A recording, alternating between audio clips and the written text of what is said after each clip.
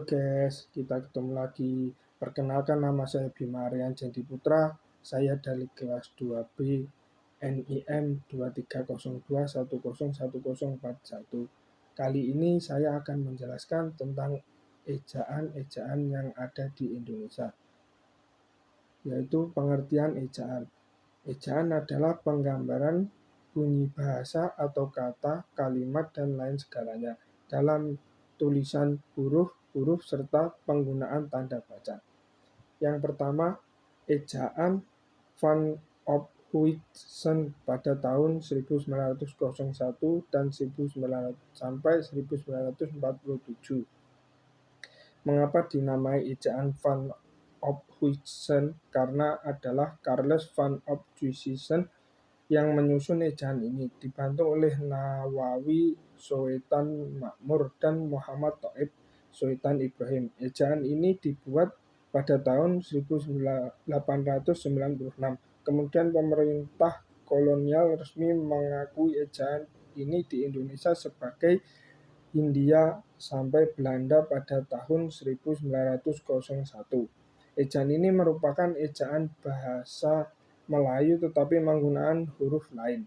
Sebelum adanya kontak dengan orang Barat atau penjajah di daerah yang menggunakan bahasa Melayu, ejaan menggunakan bahasa atau aksara Arab Melayu. Ejaan ini digunakan selama 46 tahun dan diganti setelah 2 tahun Indonesia merdeka.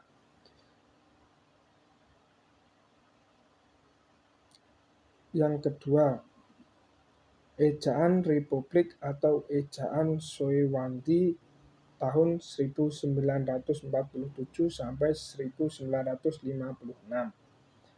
Ejaan yang sebelumnya berlaku yaitu ejaan Van Ophuijsen dianggap terlalu ribet, jadi terhadap keinginan untuk menyempurnakan dan menyederhanakan ejaan tersebut. Mengenai keinginan tersebut dibahas dalam Kongres Bahasa Indonesia pada tahun 1938. Di Solo hasil didapatkan dari kongres tersebut. Pada intinya saat itu ejaan tersebut masih bisa digunakan tetapi perlu dipikirkan perubahannya. Yang ketiga, ejaan pembaharuan atau ejaan Prijono Katopo tahun 1956 sampai 1961.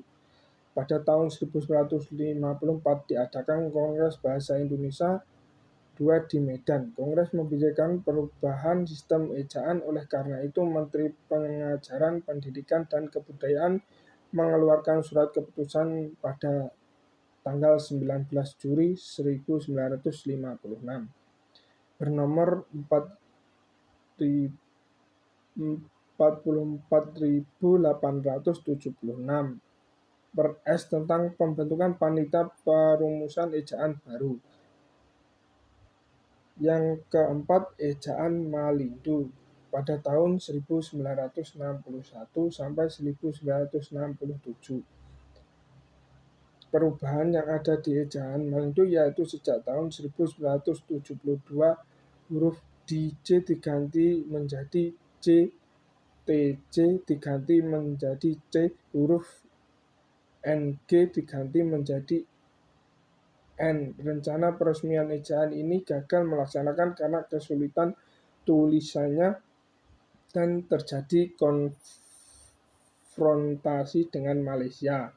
Yang kelima, ejaan baru atau Lembaga Bahasa dan Kesusastraan atau LBK pada tahun 1967 sampai 1972. Perubahan yang terdapat dalam ejaan LBK adalah diganti huruf TC menjadi C, J menjadi Y, NJ menjadi NY, SJ menjadi SY, dan CH menjadi KH.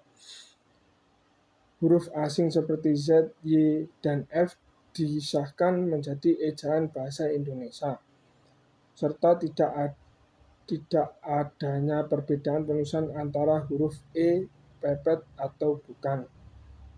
Yang keenam adalah ejaan bahasa Indonesia yang disempurnakan 1970 2 sampai 2015. Ejaan Soewanti yang sudah berlaku sampai 1972 kemudian digantikan dengan ejaan yang disempurnakan atau EYD dan diresmikan pada tanggal 16 Agustus 1972.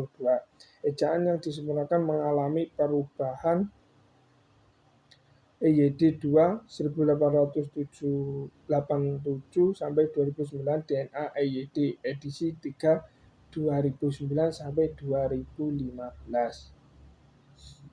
7.